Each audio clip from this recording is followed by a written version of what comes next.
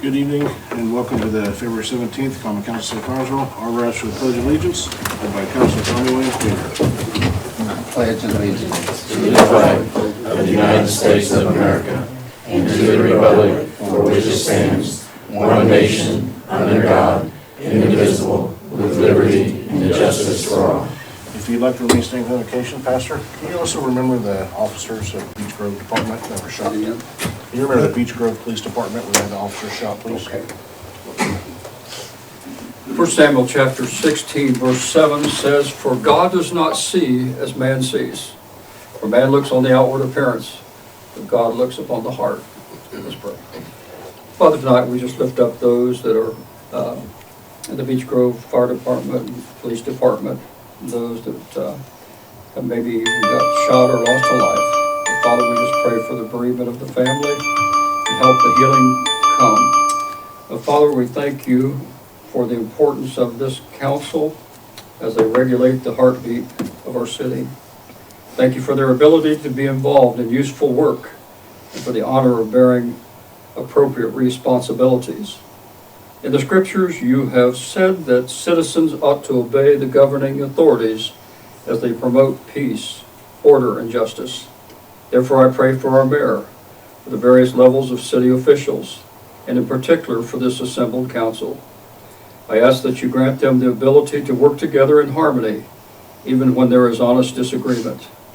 May they have a sense of the welfare and true needs of our people, and experience personal peace in their lives in the midst of their task. Give them assurance of what would please you for the agenda set before them today.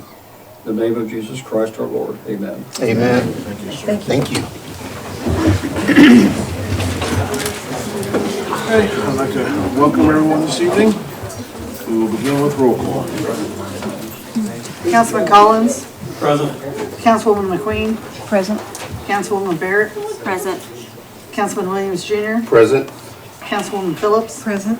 Councilman Robb. Present. Councilman Gray. Present. Okay, everyone has the minutes of the February 2nd, 2025 meeting. Are there any additions or corrections to those? I entertain a motion to approve the minutes. So moved. I heard a motion. Second. Second, all in favor signify by saying aye. Aye. Any opposed, same sign. Motion carried. Move on down to new business. At first, we have Amanda Wolf with Healthy Fayette County.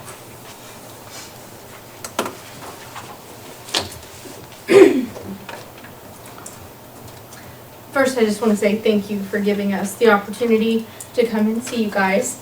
I'm here to represent Healthy Fayette County, and we're here to ask for a letter of support. We are seeking many grant opportunities to help fund our phase 1 for the Blue Zone initiative, which I know Chad's been a part of this along the way. I know Diane and Sharon has been to a few events too. Linda did try to get out the slides, and We have one. They have do the you? slides. Yeah. Good, great, awesome. So you guys are kind of up to speed on what Blue Zones is all about. So like I said, we're here just looking for a letter of support to help us continue with trying to find funding for that first phase. First phase, if you've all paid attention, is an assessment. But with anything, like even like building a building or putting in probably new roadways or something, you have to have a feasibility study done. So that's what phase 1 is. And what's great is that we have a lot of awesome opportunities that can help fund it. And we just want your guys' support to help us get there. One of those is I'm gonna say it wrong, Rural Health Transformation Plan. the Rural Health Transformation Plan. So that is $207 million each year for the next 5 years that the state of Indiana will be getting from the federal government. And it is for rural areas, and it is health. Like it's used for that purpose only. So, there's going to be, so I think it's 5 regions total. 8 total regions, sorry. And we're in Region 4. So that is another opportunity that we can have. So what I love about this is that we won't have to hopefully ask for a lot of funding from our local government, because I know there's a lot of cuts and budget things that you guys are all working on.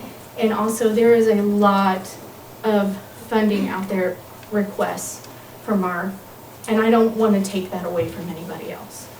So we would really appreciate if you guys would write us a letter of support to help us receive some very, very, very gracious grants. Anybody have any questions? You just need a motion. Yeah. I'll make the motion that we submit a letter of, what did you call it? Support. Support, a letter of support. I'll second it. Have a motion, a second. All in favor signify by saying aye. Aye. Any opposed, same sign. Motion carried. And by the way, they did have the draft letter of support in their packet, so they've all read it, and you have the final copy signed, ready to go. So Oh, okay. that's what I handed you earlier. I thought, Oh, okay. it's done. So, All right. Thank you guys so much. We appreciate it. Thank you. you for what you do. okay, up next, we have the pending ordinance 4012, ordinance number 7072, the voluntary annexation. Does anyone from council have any other questions or comments on that? We held our public hearing already, and this is voting the ordinance in.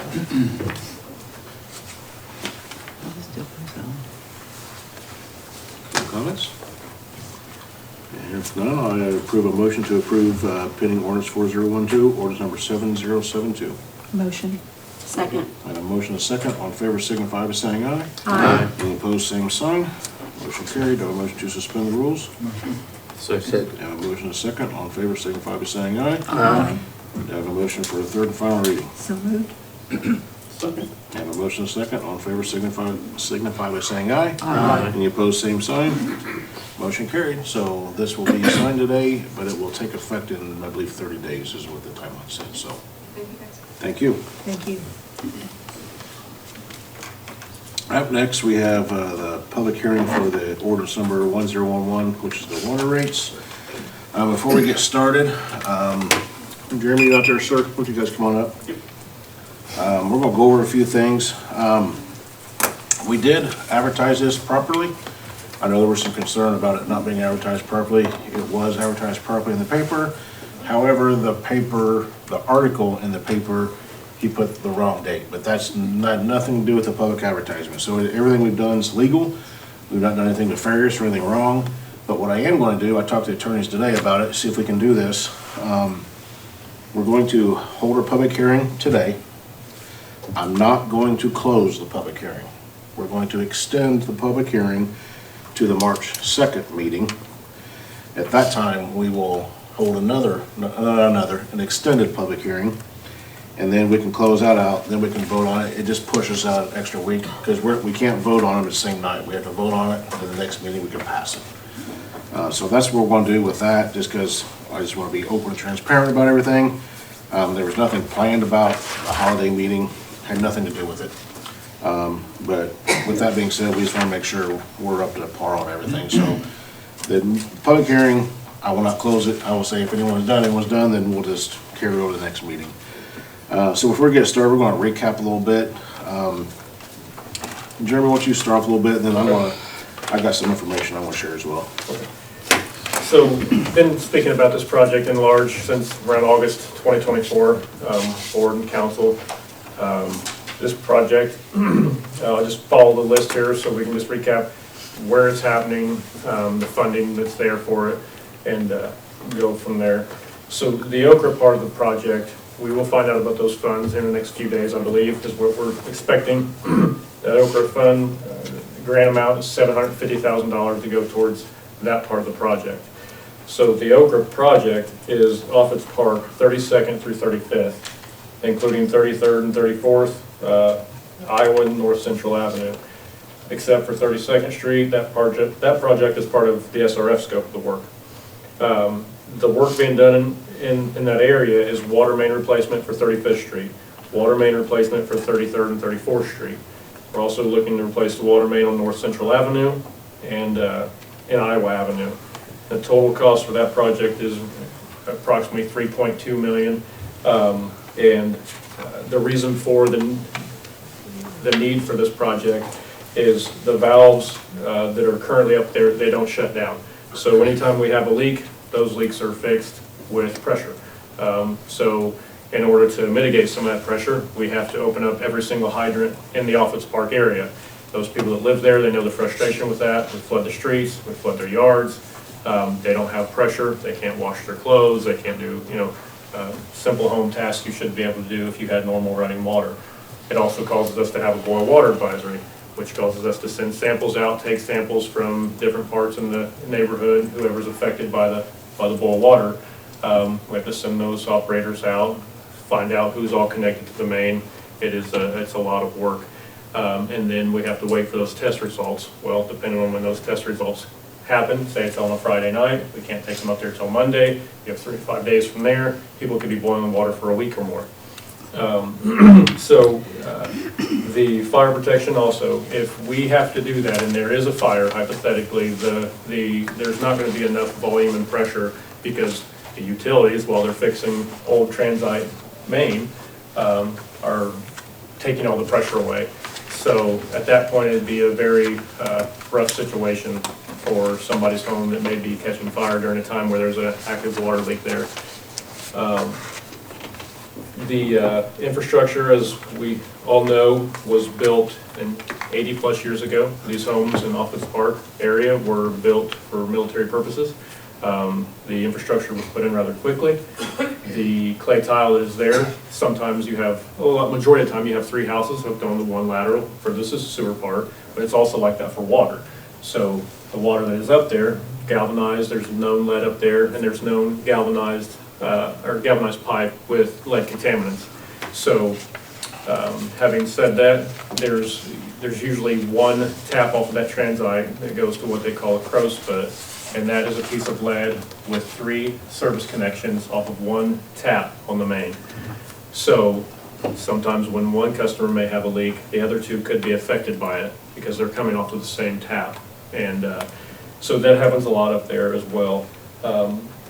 And there was I'll get to that here in a minute, but Reed, which occupies the HealthWorks area, they are a medical facility and they are attached to that infrastructure. So when we do have to do a boil water advisory or we do have to shut the water down, it affects them differently than a residential home. They have to make preparations for the people that they care for in the medical area, and then their equipment doesn't have the water. They only have to drain. It's just a lot of work for them as well. They called just to express their frustration with having to have their water shut off so many times. Being a medical facility, we typically try to give a 24 to 48 hour explanation of why, but up there we don't get to plan for these leaks. They just happen. It's a very reactive situation up there as opposed to proactive.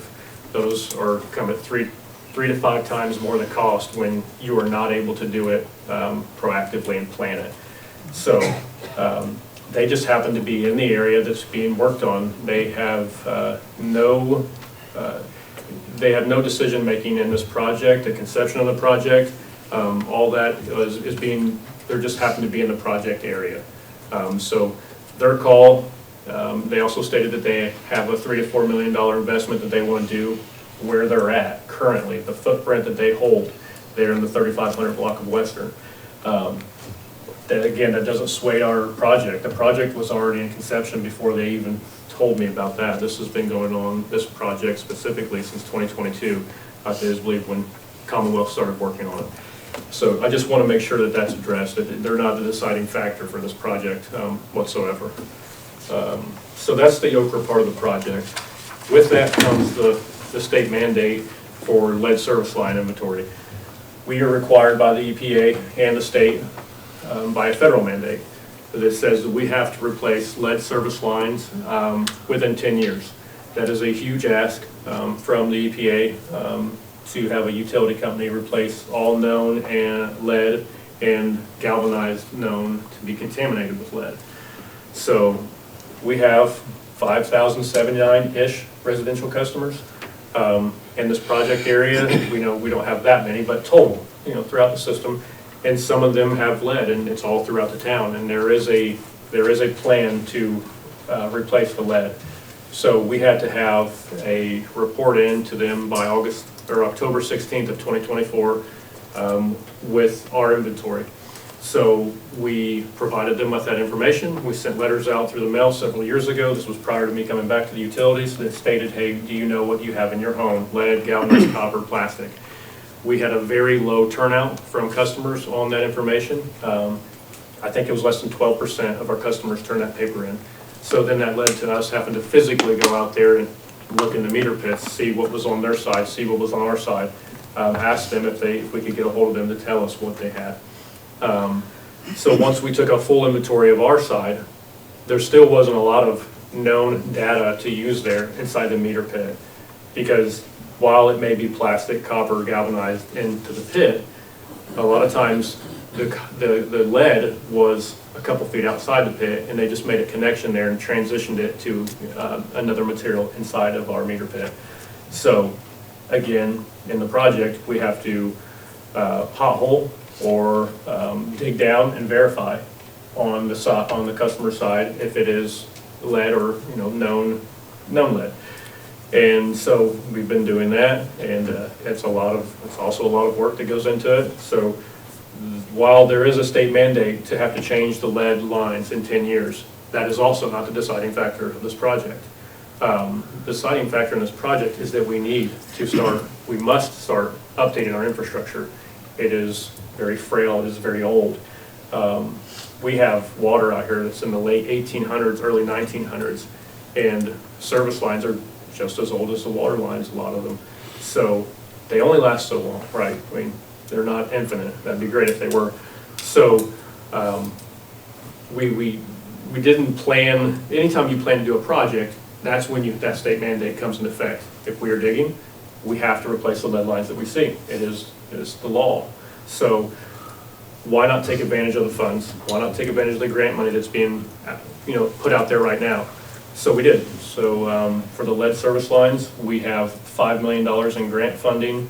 2.5 is a grant. 2.5 is a grant, or it's a grant for a loan, should say, 0% interest for 35 years. Obviously, you want to take take opportunity of those funds, because those funds will not be available for long, as everybody and every utility in the United States is going after those funds. So there's only so much money in the pot for those. So we wanted to move quickly and be able to get our hat in the ring to secure those funds. So the Ochre project, the lead, there's that side of the project, as well as with the state mandate and the lead service line. The SRF side of the project is in the Beeson's addition. So that will be water main replacement for Wayne Avenue, Beeson's Avenue, Richmond Avenue, Ostheimer, 32nd Street, Virginia Avenue, as well as the 8th Street replacement from Lincoln to Beach. That water main has caused us a lot of problems over the years. I don't know if some of you remember, maybe a year or two ago, 8th Street Hill was just leaking millions of gallons of water that is unmetered. Don't capture that revenue, that is a loss. And it's just an old line, and something needed to be done about it, so that is why that also got put into this. There was a history of known issues, so you put that together, you find yourself with a project, and 8th Street's in it for obvious reasons. And then critical isolation valves. This is so that we can shut down the water, so that we can make improvements without having to have the dangers of high pressure while you're down there in the ditch working.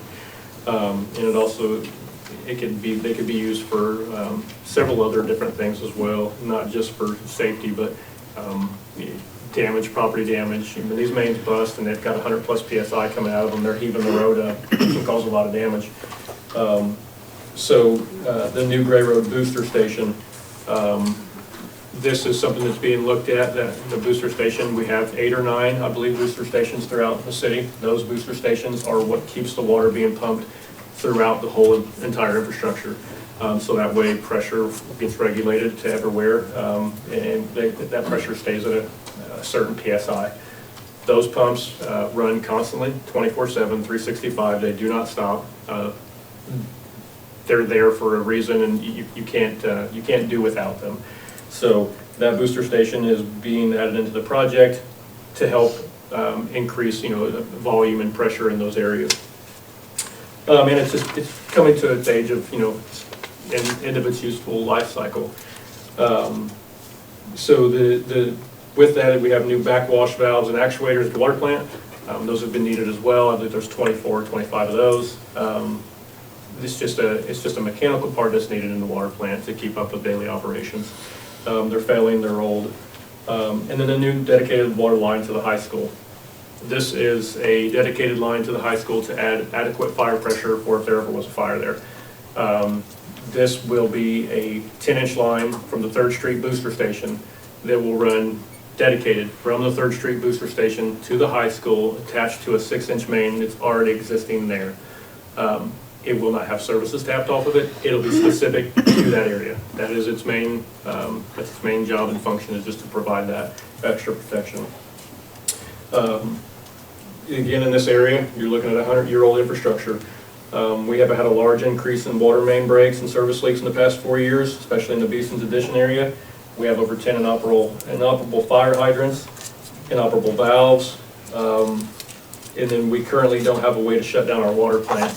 I believe it's a 20-inch line, so that's going to be a very costly valve to be able to do that.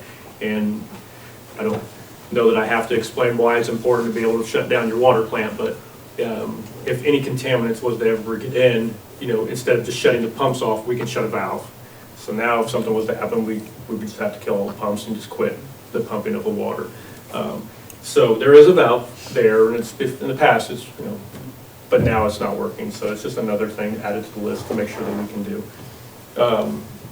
The pressure, volume, I spoke about that one at the high school. So this is the SRF side of this project in the Beeson's Addition, as well as the 8th Street and the booster, the valve, and the dedicated line to the high school. We have received funds. I say we've received them, but we are likely to receive these funds, $400,000 from, actually those are captured. I think Thomas is here from Commonwealth, and we have, I think, a commitment for $400,000 from SRF for this project. And he can correct me if I'm wrong on that. The list. I think Correct. Those funds are directly between us and the state. So Yeah. the state will pay us directly. Those don't come to the state. So Yes. they've been committed and are being spent. Great, so we do have those. The lead service line project, I explained that. Does anybody have any questions on the project? Explain the where, the funds we've captured, doing our due diligence, good stewardship over, the finances of the utility. We want to make sure that we capture all the grant money that we can capture, because all that does at the end of the day is lowers the cost of the rate, of the rates that we have to look at in the rate study. So we know that we can take those funds, okay, we have X amount of dollars, now we've got funds available to offset the cost even more, you can bring the rate increase down. And we did. And there was almost $4 or $5 million prior that I had taken out of the project a year ago. It's not because it wasn't needed, it's just because at the end of the day, just trying to be a good steward, trying to be a good leadership, trying to make sure that we're not attacking these projects all at once, and making like some shock increase. We took that out of there because the rate study it just wasn't feasible to do right now. So maybe we can do those not so priority projects later. There's always going to be water, sewer, stormwater projects out there. So we just wanted to make sure that we pick the most important parts of them to keep in the project, and that's why that stuff was removed. Does anybody have any questions about these projects, the areas where these projects are happening? Now's the time to ask, and be more than happy to answer those questions. Jeremy, real quick, you got the email on the question from Gary Village Marshall Creek? Yes. Okay, did you want to answer that again publicly? Because I don't know if anybody else has that question or anything. Yeah, so there was a Gary Marshall, lives out in Berkshire Drive. and I'm just going to read it. Says I planned on attending the public hearing on Tuesday, 2/17, regarding the water increase, but unfortunately I have to be out of town in the day. Town that day and will not be back on time. I have no problem with the proposed water rate increase, but I do have a concern about the fire protection proposed rate increase for the residents that live outside the city limits, like myself who live in Village Creek subdivision. We are presently paying $16.31 monthly charge for the fire protection, along with a $25 water and sewage surcharge for living in this subdivision. I have no problem with the current rates and the 25% water and sewer surcharges, but I do have a problem with the proposed fire protection rate increase. Why should we have to incur the rate increase for fire protection when the city residents do not, and we are already paying an additional $16.31 per month for this fire protection service? This fire protection has nothing to do with any additional water usage and should not be subject to these additional rate increases, while the city residents will not be. For the same fire protection service that they are provided with no additional charges or proposed rate increases. Would you please address my concern at this public hearing on Tuesday, since I'm unable to attend? So the answer to that is, we still have repairs, we still have parts, we still treat the water that's being pumped to those fire hydrants. It's all still part of the same system. If it doesn't work up north, there's a big possibility that it may not work even on the south end of town. It all gets affected the same way. We still have to keep up with the infrastructure, and being outside the city limits, we still have to maintain those costs. They're still an asset to the utilities, so we still have to manage those, repair those, and take care of that system out there outside of the city limits. So they're farther, that plumbing, that material, it's all farther than it would be if it's in the city limits. If not, the utilities would have less expenses and less on the assets. So the core is, it is a cost of operations and maintenance to have to take care of those to take care of those that material and the hydrants, and to pay for all the services that happen with it.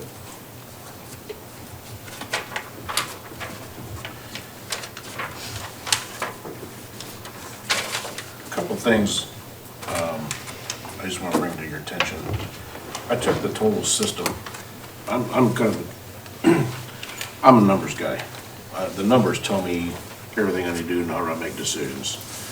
So I took the total system, and I want to say, what's it going to take to replace our entire system, and what's the lifespan of that system? Because that question is really a difficult one to answer. So I took each main size, anywhere from a 1 inch all the way to 20 inch. We have all of those.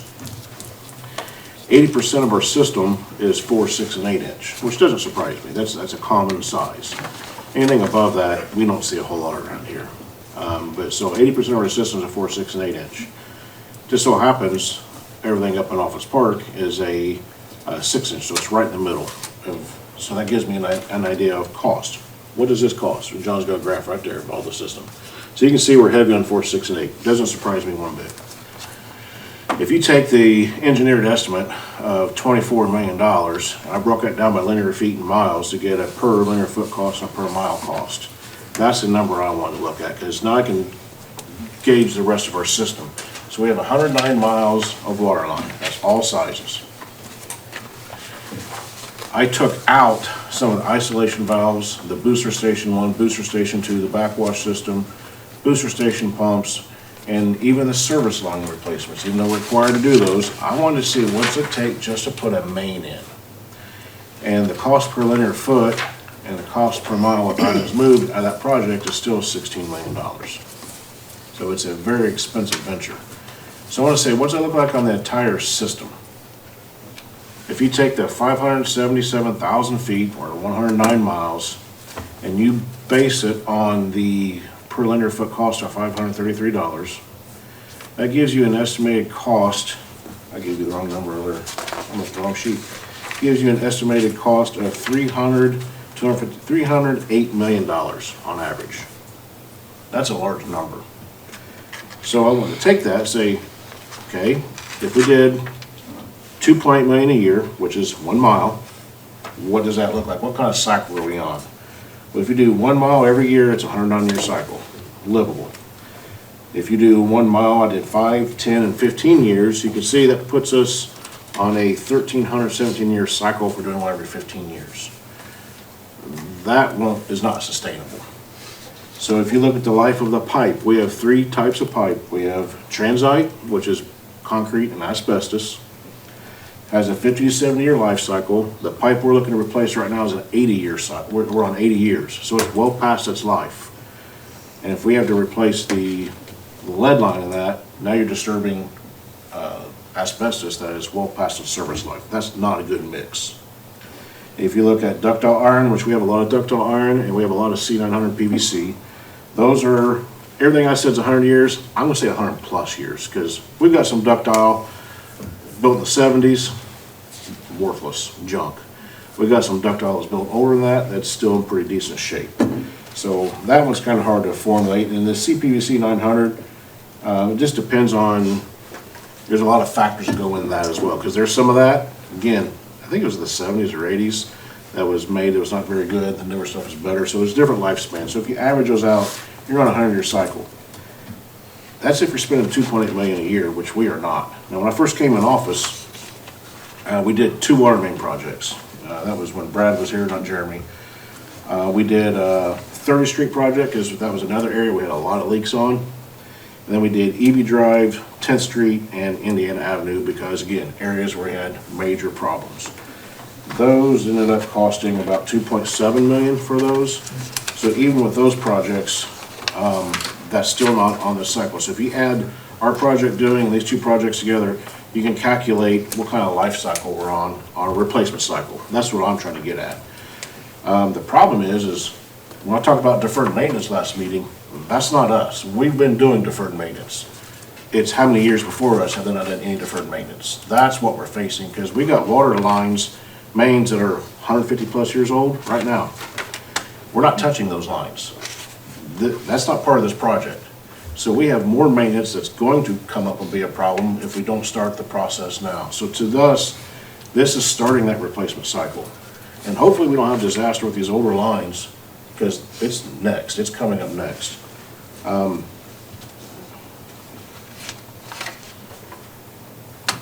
something else I was going to add. And those numbers I didn't count hydrants, I didn't count fire hydrants or the valves. All that's part of the project as well. So this number will go up, and it's going to go up every year just because of inflation. What we did these projects for in 2021, that 2.7 will be much higher now because of the cost of pipe and everything has went up drastically. And some of those were a little bit different price range because they did a lot of directional boring, so there wasn't as much paving and different things afterwards. Some of that could be difficult as well. So my point is we're trying to get to a cycle where we're not just being reactive to everything. Right now, this project is a reactive project. We're having a lot of breaks. One thing I hate to mention, which I'm going to mention it, our water loss is very high, by the way. We're going to calculate it because we think we've done some things to help with that, but our last water loss rate was 52%. 52% of everything we pump, we lose. Now, that's via old meters, that's via leaks, that's via a lot of things. There's a lot of factors in that, so I can't blame it all on the mains. But if you have a 52% water loss, and we have had companies out trying to ultrasound, listen to the ground, try to find these leaks. We found some, we fixed them, we think that'll help. But we're not finding one big massive leak, which is what we thought we had with that big a water loss. So if you don't have one big massive leak, what does that tell you? We have a lot of little leaks. So these mains are leaking. We just don't know where. They are breaking down. They are old. So we're trying to prevent really a disaster for the next generation by getting a handle on this now, starting the replacement cycle now, so that going forward we can start this replacement cycle. It scares me to death we're fixing the pipe that is still old and we're leaving pipe in the ground much older. But it's also some of the better pipe. Some of it's not. Some of it's not the good ductile iron. So yeah, this is just step one of starting this replacement cycle, because we've seen what happens when communities don't fix their infrastructure and what happens to their water supply. Even this sewer break. We've got sewer mains that are brick, main thoroughfares that are brick still. And what has happened out in the Potomac where their sewer main collapsed is a very good example of what could happen. So I don't try to spread it through fear, I try to spread it through facts and logic and reasoning, and the numbers tell me that we are nowhere near replacement cycle. And this is step one to get it onto a replacement cycle. That's how I look at this project, because I don't want to raise anyone's rate. I don't want to pay more, I don't want to raise my own rates. But we have to do something to start this replacement cycle. The mayor's not wrong. The act of doing nothing, there's no imaginary world in this. We're doing nothing, our issues get better. And flat rates now only are higher rates later. So taking the proactive measure to find out the need, the necessity, incorporate it with also the mandates, the regulatory compliances, is a lot of cost to the utilities. Just to name a few, we have long-term control plan. That's one part of the CSO. It's combined sewer overflows. So we have to have that updated every 5 years. By the end of the time that we do the long-term control plan, I think we're around $30 million into that. The Headworks project was $22 million of that. We have an interceptor. One of the lines for the long-term control plan is the 72-inch interceptor there on State Road 121 before it gets to the plant. There's a bottleneck there that we have to take a look at, and to just try to give some positive on what we're doing to try to mitigate costs to the ratepayers. I myself have been up to the State House and talked with IDEM and said, hey, you know, you're giving some pretty big demands with high price tags and quick deadlines. This is the situation that we're in. We have all these other projects that need to get done. Can you work with me? For the somewhat, you know, they listened to me and we had a good meeting, but at the end of the day, they still, they swing a big stick, and, you know, what they say pretty much goes in this world, as far as when you're dealing with sewer, water, and, you know, stormwater. So they didn't really give me exactly what I needed, but they come off with a little bit of time. But what is time? I'm not sure that I'd rather have the time as opposed to just going ahead and doing it, because in time, the cost is only going to go up. So I'm not too sure if they helped or not, but I do go up there and fight for the ratepayers. Personally, no, there's no chance that I would want to, you know, have people pay more money for anything. It's just unfortunate that that's not the world that we live in. In order to get services, those services have to be funded somehow, and that is through revenue and the ratepayers. And we just have an obligation, and I have a statutory obligation to, you know, be financially a good steward with the customer's money. And I do that by taking a look at vendors. Can these vendors still compete? Can they give us the best price? So I've done that over a year. Look at almost all of our vendors. Are you guys staying competitive, or you guys just think that you're with us for 20 plus years, so now you're comfortable with our relationship? No. If you can't provide us with a good service that I think is valuable to the utilities and to the ratepayers, we will find somebody else, and that's what we do. The funds, we go after funds, you know, we hit the ground running on those. When we hear about them, when I receive an email, we track those. And so we try to make sure that we take every appropriate step towards helping the ratepayer. So this isn't something that we just sit at a desk and be like, oh yeah, we're going to do this and put this number to it. That's not it at all.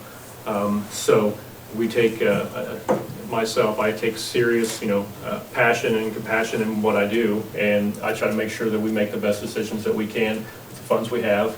We also contributed $1.25 million from the utilities into this project. That's a $1.25 million that's coming off, and that changes that rate too. So it isn't like we're not putting any skin in the game. We're just wanting to make sure that we have a utility in the future, because the alternative of the city not owning the utilities is it being sold to a private investor who comes over, they give you a pretty price tag, says we'll pay you X amount of dollars for your utilities. Okay, you get that one time. That's a one-time fee that you're going to get, while they're running off with a streamline of revenue that's going to continue for a lifetime for them. We need to keep that in Connersville. We employ locals. We employ local contractors, people's families. So we're a big benefit to the cities and to the city. And the city should be able to use a utility-owned business. You know, that's every right to the city to be able to do that. And the city takes advantage of that. Sometimes not even to the advantage that they probably could. So what I'm getting at is, if we failed to do our job, if we failed to keep the water mains up to date, clean and safe water, that's the first priority to get to the customer. If we fail to do that, and somebody decides, okay, utilities are distressed utilities, they can't manage their infrastructure. They're having poor stewardship over their utilities. They give that offer, somebody goes and they accept it, and then we lose this right here. We lose the ability for the public to come up and speak and could give their opinion on the rates. City council, they're no longer needed for the rate increase because they will just do it. And it'll come at a 59 to 120% increase immediately. They won't ask, they'll just do it. You lose that relationship with your utility company. So when you have an issue now, I receive an email, a call, or our customer service does at the office, and then our guys go out and they handle the situation, they fix it. You will get a, hey, we'll get there when we get there, kind of a statement. And if you want to file a complaint, no need to do it to the director. You're just going to have to file a state complaint, and they'll get with you when they get with you. You lose all control of it, and so it's just important to understand the liability behind what we have, and if we don't take care of it, it could be gone, and I don't think anybody wants that. And I don't think that's here and now. We do a good job at it, but if we continue to kick this down the road and not do these projects that we need to do, we're gonna eventually get to a point, like Chad said, our water loss is not well, and I have a goal by the end of this year to make sure that it goes down 10+%. And we have worked very hard, so I'm interested to see the new numbers that come in for that, because the service crew have been out there fighting leaks day and night, sometimes 24 hours. In 2021, we paid $305,000 for all these bills. In 2025, we paid $380,000, so that's a difference of $74,000. Same with our fuel consumption, or our fuel bill. We're up $14,700 now. Our insurance cost is up $89,000 for the year from where it was in 2021. And that's the insurance for our buildings, or our business insurance. And so all these are affecting the utilities as well, and maintaining. We're maintaining. It's not like we're growing and sitting on such a cash reserve. If we were sitting on a larger cash reserve, we would definitely help with more of the project to offset the rate. We're not at that point. We're just not there anymore. So we also have a cost for an additive, the fluoride. We paid $9,000 for it in 21. We're paying $16,000 for it here in 25. This cost is going up. Our testing, the same with the testing. I mean, environmental testing, our labs, businesses that come and maintain to make sure that we're operating in compliance with our wells. All of those prices have gone up exponentially without any offset to the rates to help keep us tracking at a not like a straight up, but even just an even flow of our funds. There are months where we may operate in the red, meaning that our disbursements are more than our revenue. That's not something you want to see. The utility should be sitting on funds that it can operate operations and maintenance for 6 to 12 months. We can do that, but for how much longer, that's to be decided. But when you have months where you operate in the red, those are times where you're like, wow, we've really got to make a change, because we can no longer operate that way. It's becoming too, it's not good management. So we just want to make sure that we are doing everything we can to make sure that we are staying current with all the state demands, all the regulatory compliance, and the only way to do any of this is to pass increases that will meet the debts that we have. That's the only source of revenue. I've been asked some questions here. Why can't we fund this a different way? There's no other way to fund these projects outside of grants and bonds and revenue. I mean, there's no other source of money that comes into the utilities. We are a utility company. Taxes doesn't pay the utilities. It's a revenue. We are not tax-based. So I'll quit for now, and if anybody has any questions, feel free to ask them, and if not, I can go over some of these other emails, if that's okay. Yeah, I'll open up a public hearing, you can go over the emails you want at that Okay. point. Uh, Let me open it up, and then Rosemary's got the clocks if anyone wants to talk, so I will, again, I'm not going to close the public hearing, it will be continued until the March 2nd meeting, so I will go ahead and open the public hearing now. Anyone from the public have anything to say?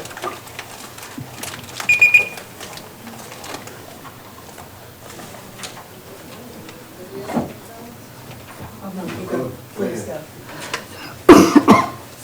Hi. I'm Lori Moff. I live at 535 Jones Street. I want to apologize to all you guys because I didn't think I was going to be able to make the meeting today.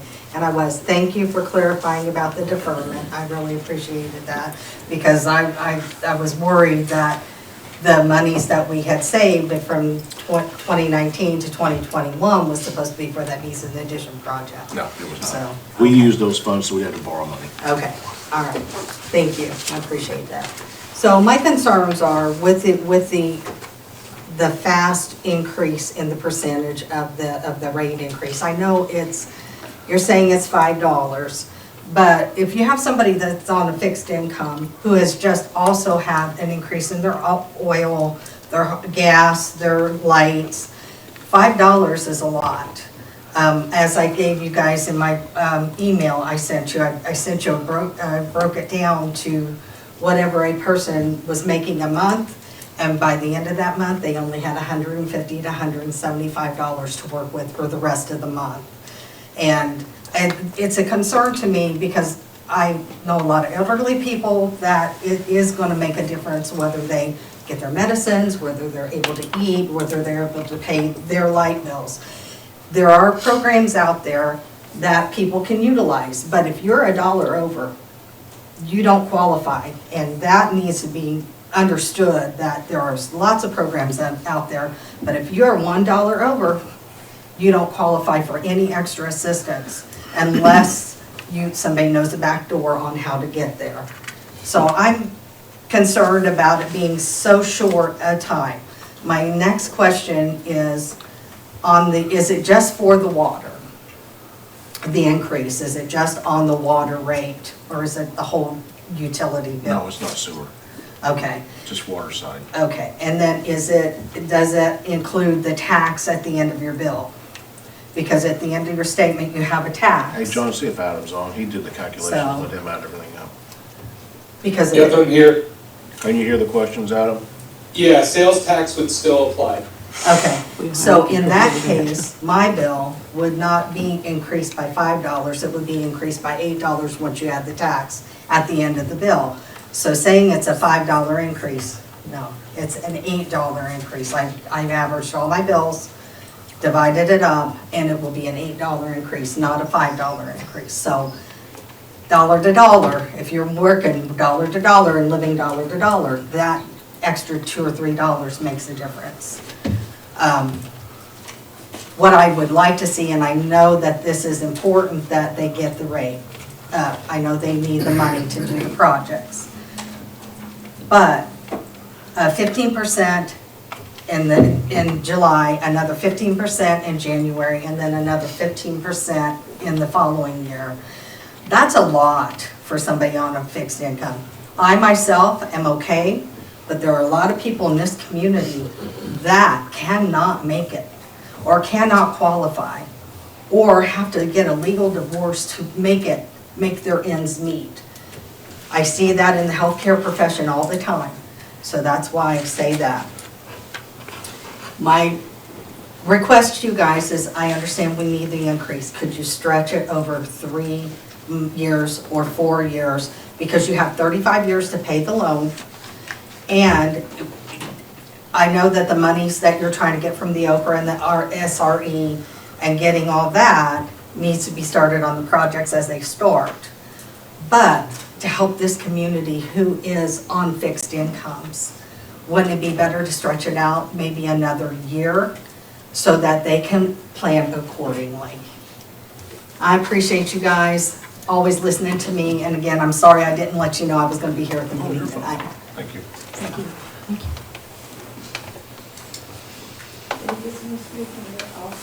All right. What's up, Chad? Okay. You got the Second. money. Hold on. Alright, Name and address, please. alright.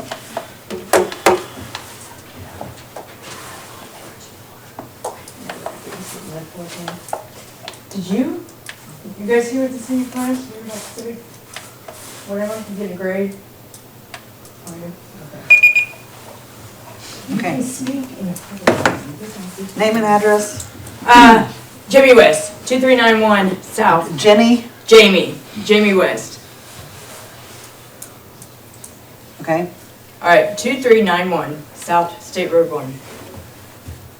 Connersville. I'm actually on Everton Water. But, okay. You've got to get that money somehow. How many people did you say was getting lead poisoning? Well, he said it. Yeah, you got to get that money. How much is going into the Parks and Rec fund? You got like $14 million there, right? No, The economic development money? This is not Future tax stuff. dollars funding this. Man, you gotta Those find are- a way to Those get are that very money. specific dollars that have to go to specific projects. You can't just move money around. Yeah. Well, you've got to find a way to get that money, even if it is somebody, income. We have. You're gonna This have is to it. do it. You're gonna have to do it. I know. It's sad. Everybody's gonna, but just don't take that into consideration. All right.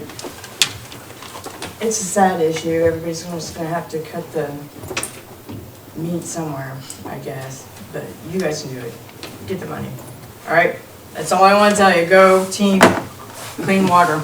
Yeah. Get the money. Oh man. Okay, anyone else? Troy, you up?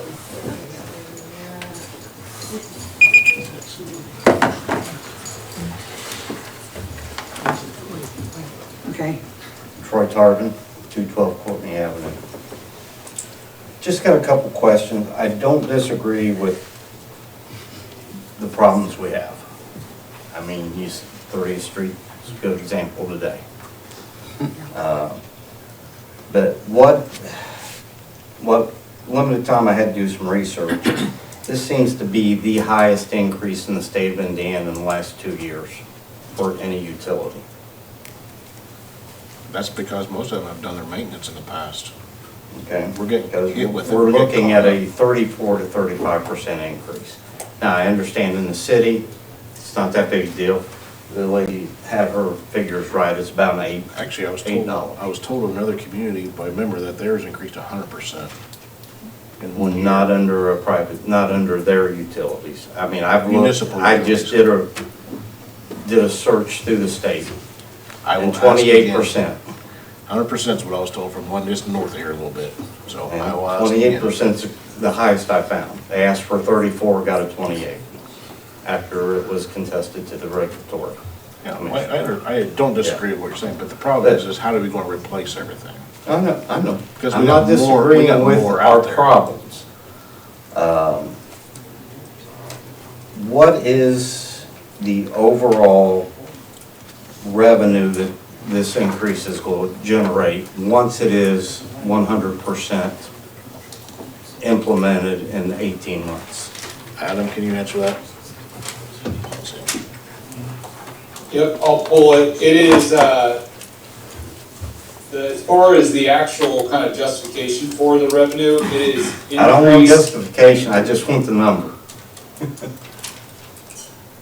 All right, so no context, just the number. The Okay. number at the end of 18 months, what's it going to bring in per year? The increase.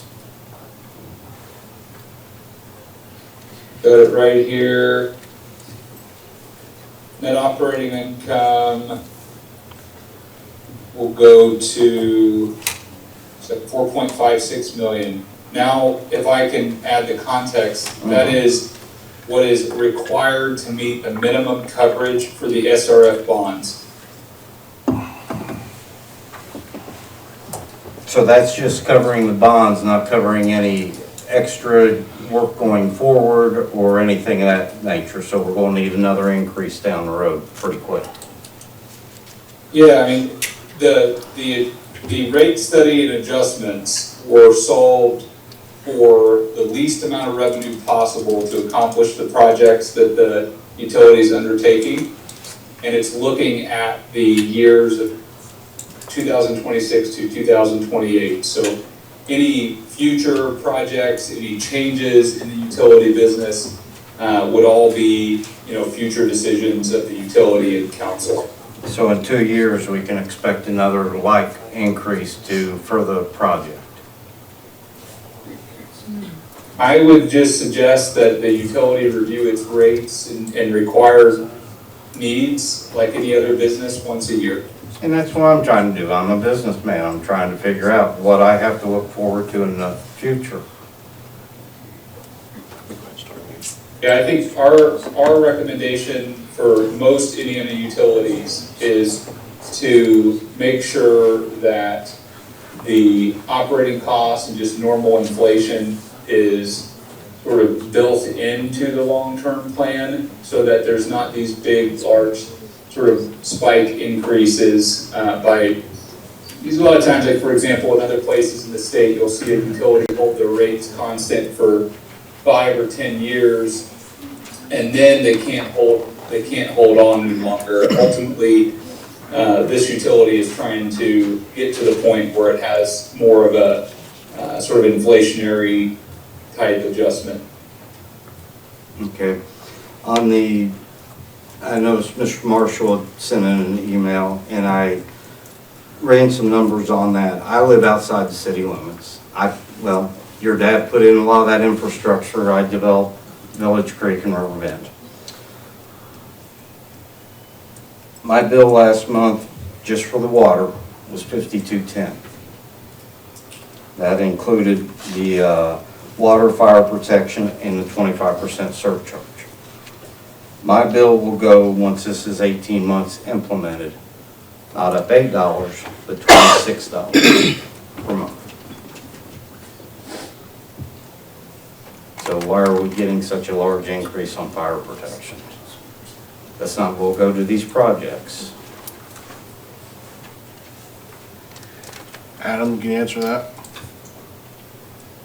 Yeah, we talked with staff about this as well. So the way that rate studies are calculated, the methodology is that it's really a required basis. So there was discussion about, that, there's bonds that provided that information. What sometimes gets missed in that is that there's staff maintenance and time to maintain these. All that infrastructure has to be replaced in the future, so depreciation expense is occurring, not to mention the extended Not at that cost of cost. just the infrastructure. There's less than 2 miles of pipe out there, 3 miles. And I forget how many hydrants because I put it all in. Plus the valves.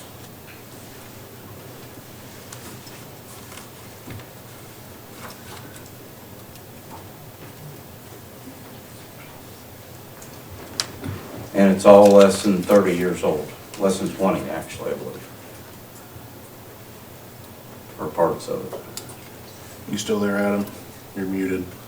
Yeah, no, I'm here. I mean, that's the answer, is that infrastructure's in the ground and has to be replaced and maintained.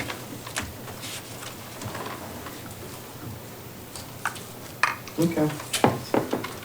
You're gonna leave this open now? We're doing another public hearing, well, continued public hearing. And for the general public, it can be remonstrated to the utility commission. Not the utility commission. Adam, you want to answer that?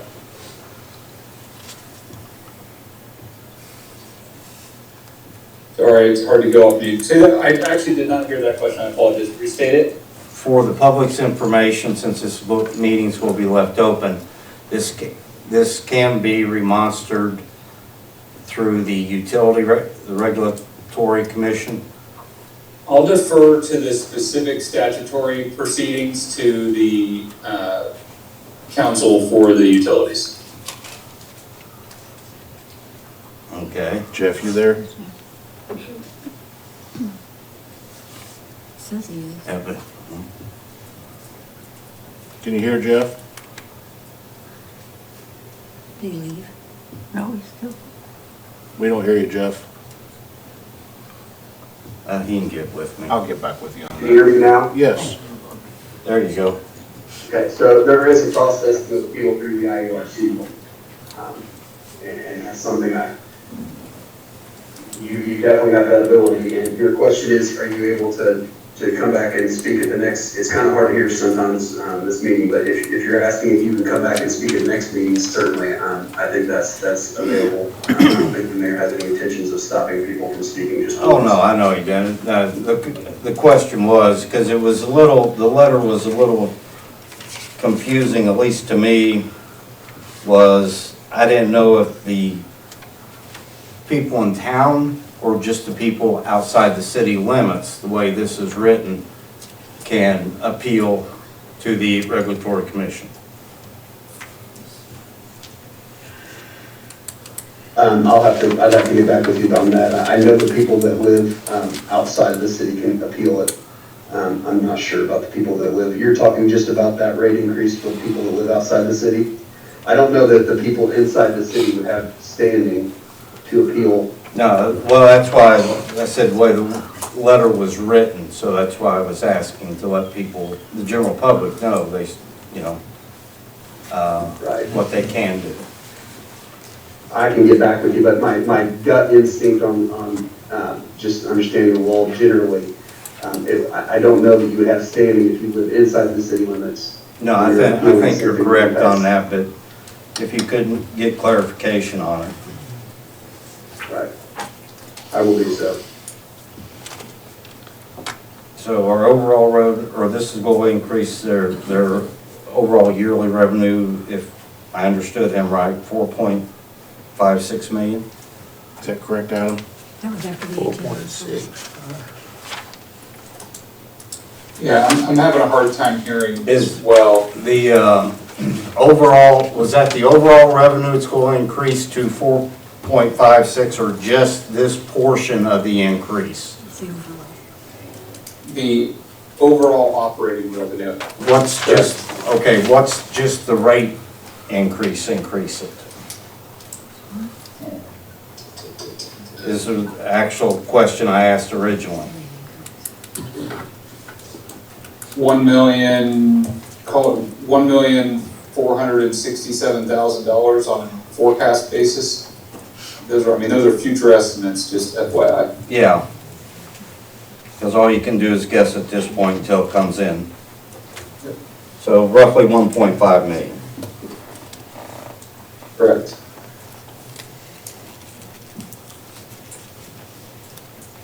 And Adam, who are you with? Yeah, my name's Adam. I'm with Stone Municipal Group. I'm the municipal advisor and the rate consultant for the water utility. Okay. Apologize I couldn't be there in person. I was at the last meeting. We prepared the rate analysis. And do you have any projections for the next increase at this point? I do not, sir. I would say best practice would be, this would be any utility in Indiana.